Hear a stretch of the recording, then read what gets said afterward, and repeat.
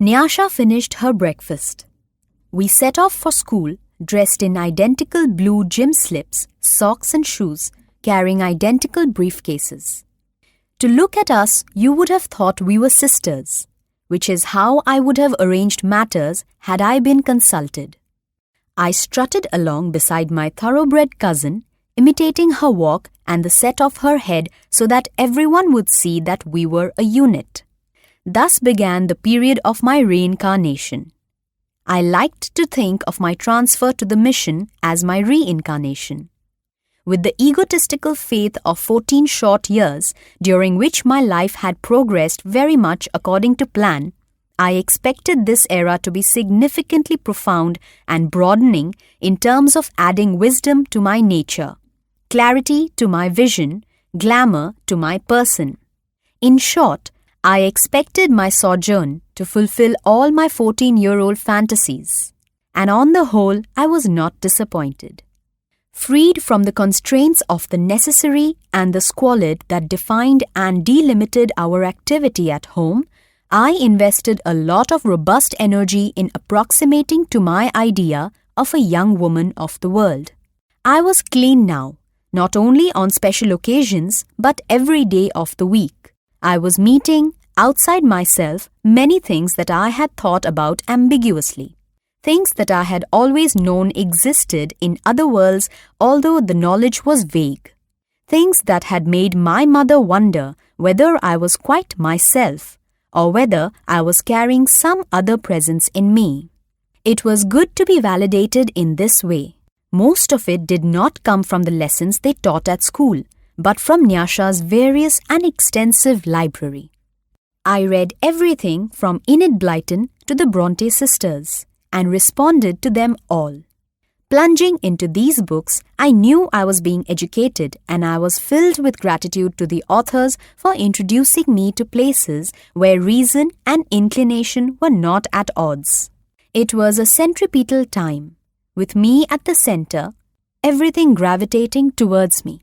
When I tried to describe to Nyasha a little of what was happening in my world, she laughed and said I was reading too many fairy tales.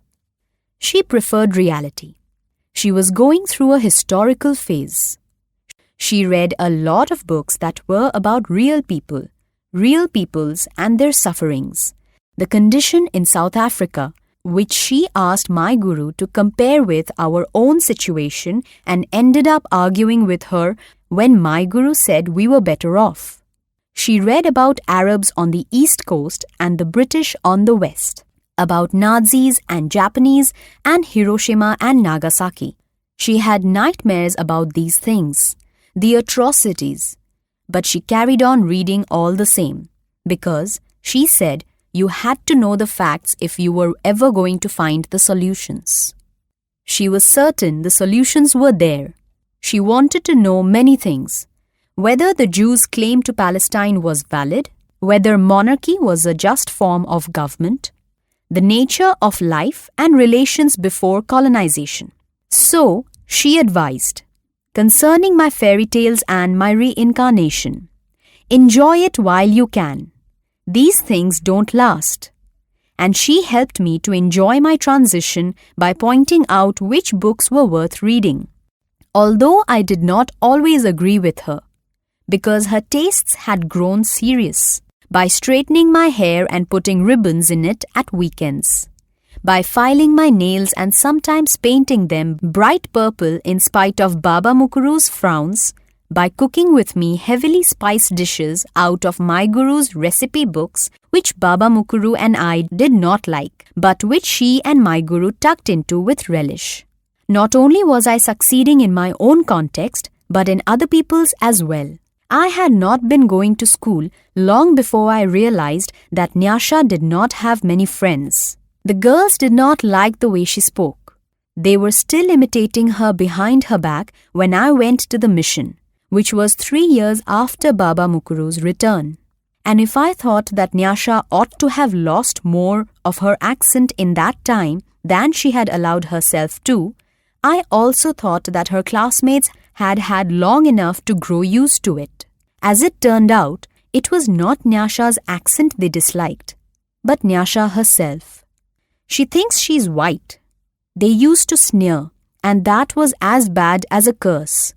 She's proud, pronounced others. She's loose. The most vicious condemned her. The way she dresses for the Saturday night dances, and the way she was acting with George, or Johnson, or Matthias, or Chengitai. It's obvious. It shows for everyone to see.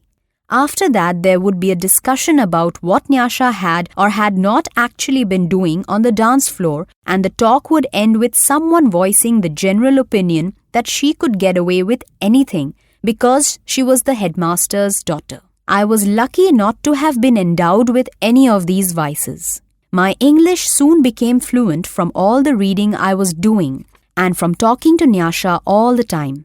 But I spoke without an accent.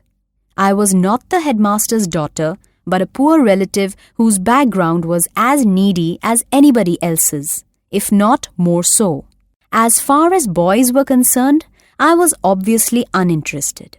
No matter how persuasively Nyasha pleaded, she could not often induce me to go to a record night at the Bait Hall. Maybe I am being unfair when I hint that Nyasha did not want my company for its own sake. But at the time I was convinced I would be more of an embarrassment to her than an asset, since I did not jive in those days, partly because I did not like the western beat they played in the Bait Hall and had never learned to move gracefully to it, and partly because I had come to the mission for more solemn reasons than dancing. Nevertheless, Nyasha was always urging me to go with her, and in the end told me frankly that while Baba Mukuru could not forbid her going because the dances were a school activity from which it would not be appropriate to debar his daughter, he believed them to be sinful all the same.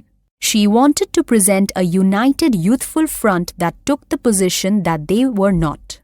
But I would bury my nose in The Wind in the Willows and tell her that I could not dance. Even the teachers liked me. They were always asking me to keep order when they had to leave the classroom, always citing my diligence as an example to the rest of the class. In spite of this, my classmates elected me class monitor at the beginning of the third term. It was surprising and strange.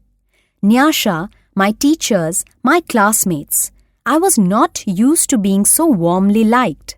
The only thing that was not strange in those days was that I continued to be one of the best students in my class. The standard at the mission was higher than at Rutivi school and we had tests often, but I performed better there than I had done at home because Baba and my guru knew that my schoolwork was important and did not disturb me when I was studying. I could not help being pleased with myself and with the way things were turning out. But it was a wholesome pleasure in living that people could respond to positively, so no one took offense. Generally, people were pleased with me too.